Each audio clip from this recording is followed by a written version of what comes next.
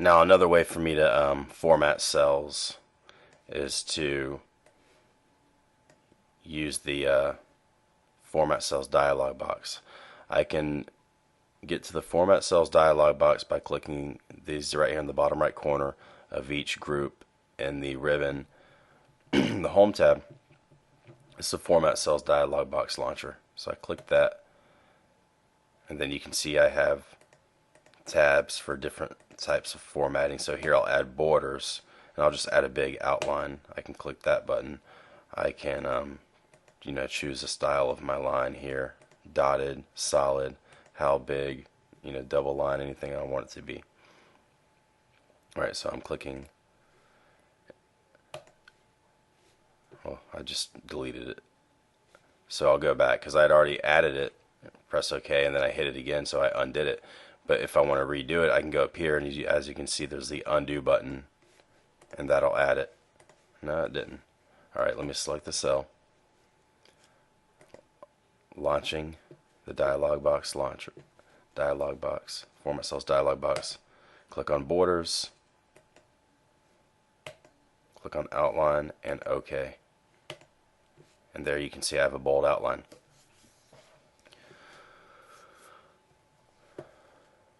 I can go up here as well. I probably should have did the bold outline up there, and then it's much easier, a much shorter way to just use that. And then I can add some color to the title. Alright, get into a little bit more formatting. Actually, we can also do number formatting. So since we're talking about money here, I can do this as accounting. I can do it as currency, but up here we can also format the numbers.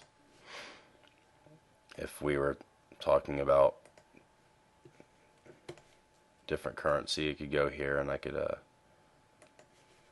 just select the cells. And as you can see, I can select single cells, or I can select multiple cells.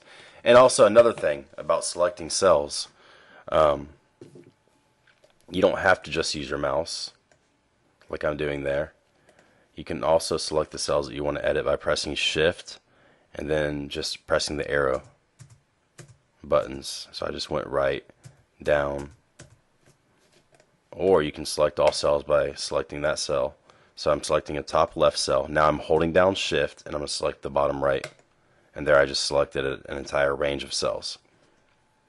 Alright, so I can go in here, I can change this currency, change this to anything I want as far as number formatting goes. I can change it to the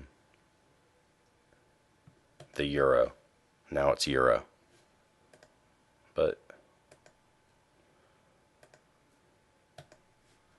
I'll put it back to dollar signs. Okay. Now if I wanted to get rid of all this formatting that I just did here, I can select all of the cells, and then up here in the editing group in the Home tab, I can click the clear button, and it comes down here. I can clear all. That would erase everything that I've entered if I press clear all. There, everything's gone. But I don't want to do that, so I'm pressing the undo button, and there I get it all back. What I do want to do is remove all the formatting that I just created. So I can click clear format, and now all the formatting's gone. I could also clear content. Now I've pretty much cleared everything, but I don't want to do that. Let's put the formatting back. If I were to click clear content, that would clear only the content but not the formatting. And then there's other options for comments and hyperlinks. You can add links, you can add comments in Excel, and you can remove just those other links. Okay, so again, I do want to get rid of the formatting because I want to show you other ways to format these. Alright, now I'm going to copy just a particular part of this table, and I'm going to paste it. So what I do to copy this is I select the part that I want to copy, and I press Control C. That's the shortcut. I could also select it and I could go up here and just click copy, and then I can move it down and I'll press Control V. Now let's undo that, or I can click paste. Now the reason why I'm moving this down and I clear all the formatting is because I want to show you different ways. What you can also do is use Excel tables. So basically just select the range of cells and then click on the insert button and click table. Okay, you want to keep this My Table has headers because these right here are the headers. Employee, quarter 1, quarter 2, quarter 3, quarter 4. Those are the headers. If we didn't have that, we wouldn't check it. And I guess I can show you that real quick, but I'll click OK, and there you have a table. Let's say we didn't have that. What would happen is Excel, now let's click Insert, Table, and we're going to keep that unchecked because there are no headers. And Excel will add generic headers, and then we can go in here and we can change the name of the headers ourselves.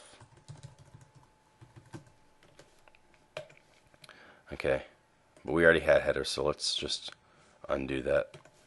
And again,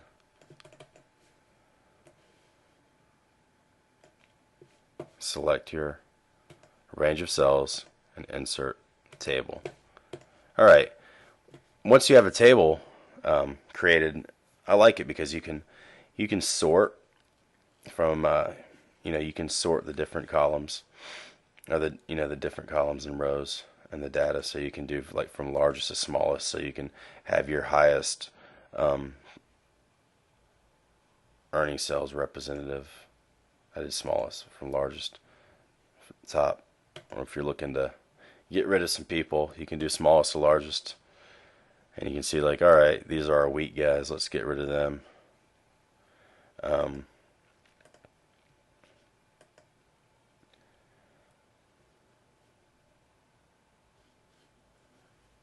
You can also filter, filter certain columns out.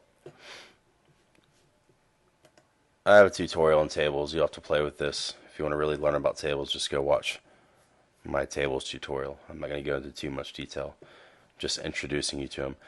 In the tables, you can also, as you can see, you get a contextual tab up here, and what this does is you can make changes. Here it is. This only appears because I have a table. So this is a tab that's not always up in the ribbon. It's a ribbon that's only available when there's a table in the worksheet. So here I can add total rows, and that's kind of what I was getting to.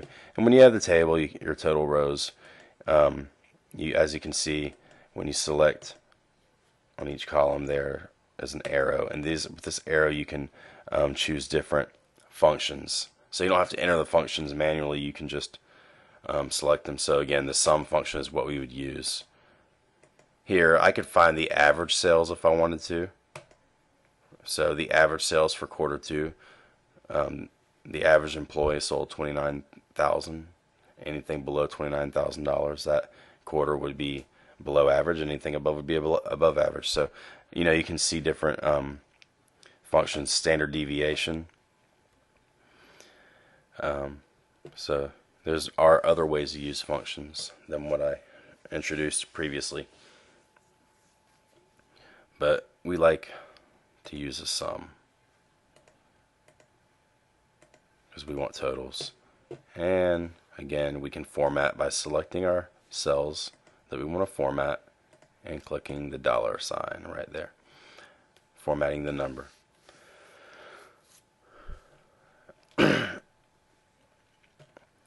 Okay, other things that you can do, you have charts that you're able to add. If say you're putting this together for your boss and he wants a chart to go with it, he wants a bar chart. Say he wants a chart that shows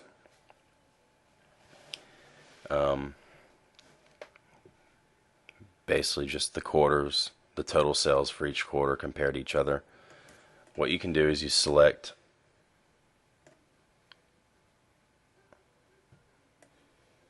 the cells that you want to chart, click insert, And over here you can